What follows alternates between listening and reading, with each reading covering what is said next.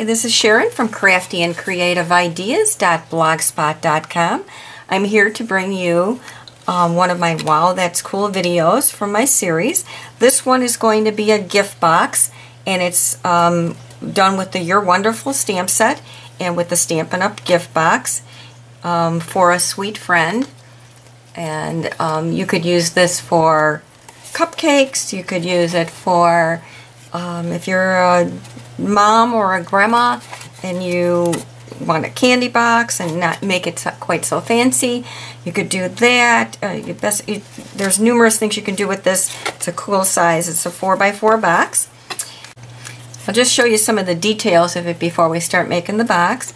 We have a little tag and that I've made with the You're Wonderful. It has a little tulle bow on the top, and in the front they've made, here's the sides of it, and the back and the front have a fake bow in the front with a little band that I put in, and then the tulle. So and this box is a 4x4. So we're going to get started, shall we? So we're going to get started on the construction of the box itself. So we're going to pull out our gift box punch board from Stampin' Up! And we're going to open up the extension because we're going to need that. The box itself is going to be a 4x4. So we want to look on the chart, and it says 4x4 is a 12x12 paper, and the starting line is going to be extra large, and so is the diagonal line.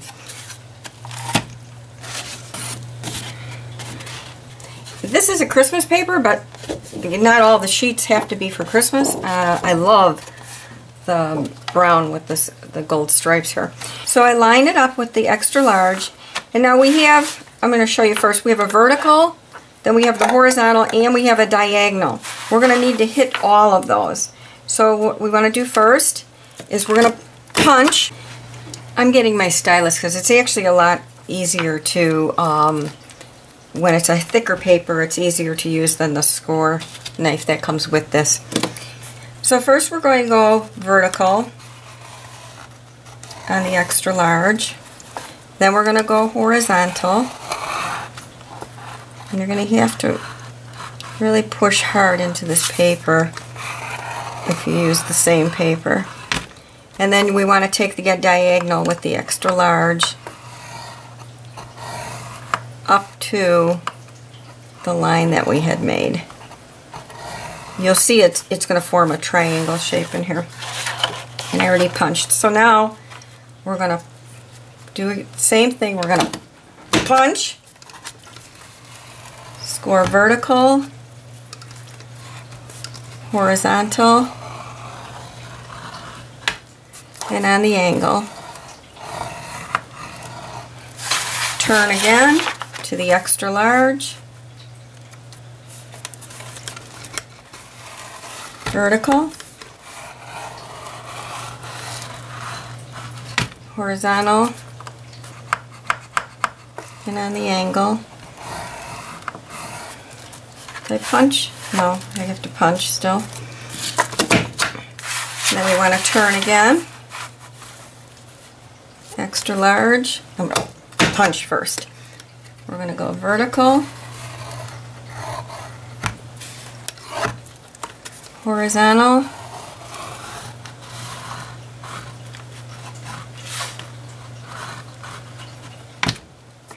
diagonal, and then we're back to the beginning. So now we want to flip the paper totally over, line it up at the extra large, and all we're going to do now is just punch and then turn, punch again. Okay, then we want to take our four corners and we want to go into the corner rounder, which does a little snail cut on this now.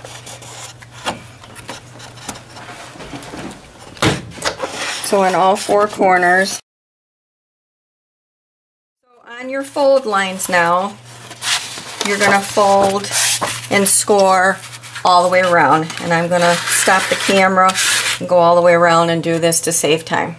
Okay, so now this is what you should have, is everything folded so that really you have a 4-inch 4x4 once we fold this. But what we're going to do now,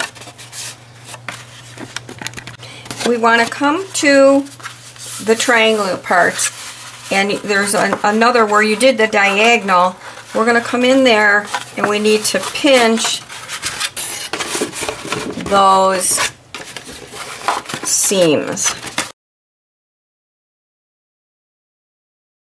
Okay, so now here is what we have. So you've got the parts that we just creased, and if you were just going to make a plain box with this, this would all go together like so. But we are going to take a cut on this angle with the scissors. So we're going to cut all the way through down to the diagonal, right into where the 4-inch center point is. And you're going to do this on the other side too. And then you're going to turn it around and do it on the same thing on the other side, so that the other angle, so the 4 angles are cut open. Now this is what it should look like. You should have these, all 4 corners cut open like this. One of the sides we're going to pull 2 of them forward, and we're going to crease those. And on the opposite side, we're going to do the same thing. So if you have the front, then you're going to do that on the back.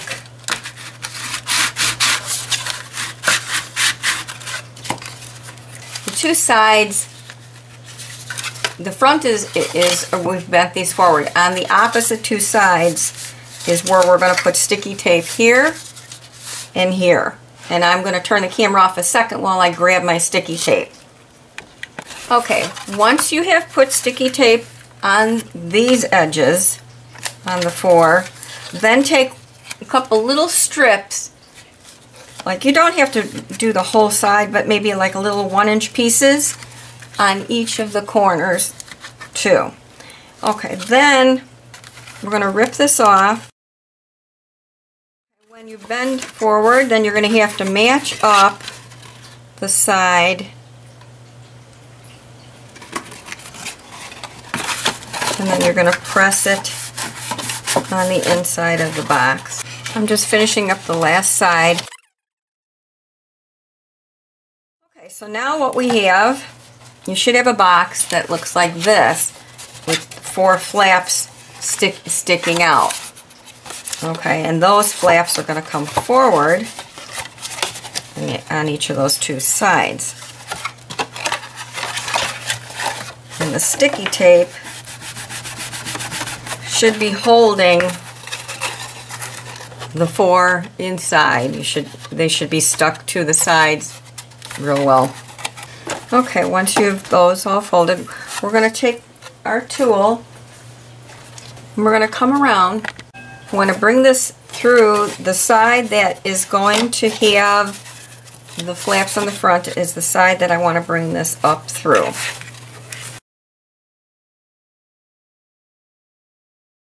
And that looks pretty good. Maneuver your bow around. That's really a nice one. Okay, now for this, we're going to bend these forward, but we're going to cut a belly band, 2 belly bands, and you're going to cut them at 3/4 of an inch wide, and this is early espresso, 3/4 by 3.5, and I'm going to score this at 1 inch and again at 2.5 inches. So I put a little bit of adhesive, so I put a little bit of snail on each tip.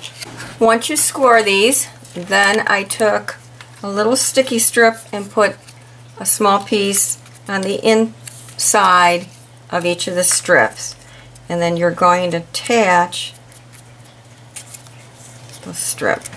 I found the easiest is to go ahead and let that adhere. You're going to take the inside of that tab where we put all this snail.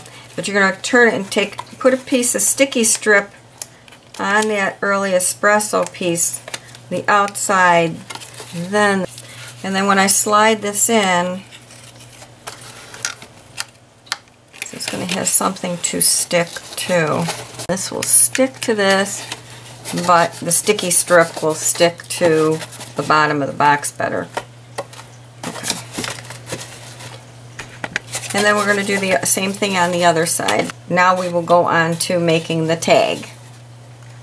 For the tag, I cut a piece of Whisper White 1.5 wide by 3.5 long, and I took my tag punch and I'm going to put it through the top, but then I'm going to catch my fingers and pull this through and get it to the top of the paper. Punch. That way it's a lot longer than the punch, the length of the punch on here, the tag. Now I'm taking an 1/8 inch punch off of the tag. Okay, so now we have this. Now I'm going to be using the Your Wonderful stamp set, and we're going to be using To a Sweet Friend. So with my early espresso ink, I'm going to do To a Sweet, and then clean it off in a second, and then I'm going to use Friend. I'm going to line up my friend.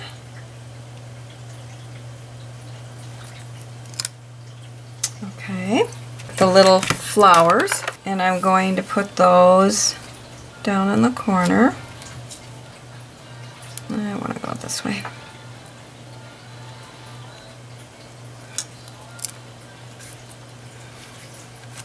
And on the other side, in my washi tape collection, I found this brown, which is really close to the espresso, so I'm going to use that.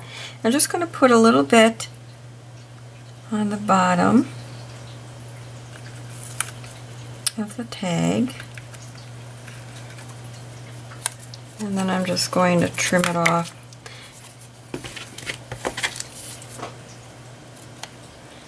I'm just going to take my marker, my blendability, and I'm just going to give these little flowers just a little bit of color. I'm going to take one of the larger Stampin' Up! Gems, which I think is the 5mm, and I'm just going to put a little rhinestone there.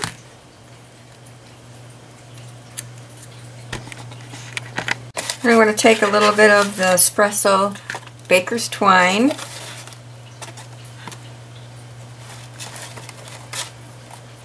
and I'm going to go ahead and attach our tag.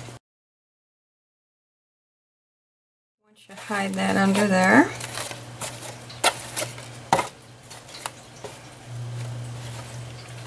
you can straighten out your little bow again now that it got messed up when we were working on it. And there you go. I hope you've enjoyed this video and that you'll tune in to some of my other videos. Click on subscribe and you will be notified every time I come out with a new video, and you won't miss any of them. Hop over to my blog if you have time, and there in the upper right hand corner you can sign up to follow the blog by email, and you won't miss any of my card posts or technique ideas that I post on there either. If you have time to leave a comment or a thumbs up, I would really appreciate it. And until next time, God bless.